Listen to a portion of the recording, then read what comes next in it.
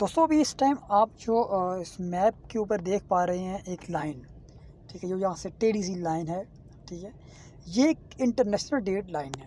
ठीक है, ये लाइन डिसाइड करती है कि आज क्या डेट होगी, मतलब इस साइड पे क्या डेट होगी, उस साइड पे क्या डेट होगी। यहाँ पर फॉर एग्जांपल मैं यहाँ पर एक एग्जांपल ले लेता हूँ, nearest country for example Japan. ठीक है, अगर यहाँ पर इस साइड पे जापान में डेट होगी 4th, ठीक है, 4 अगस्त या समथिंग कुछ भी, तो यहाँ पे कनाडा में होगी डेट 3।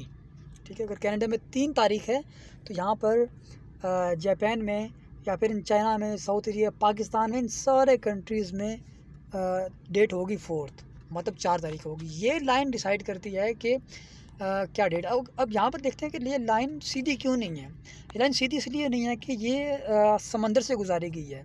ये लाइन इस तरह खींची गई कि टच ना हो किसी भी हिस्से को, किसी भी ज़मीन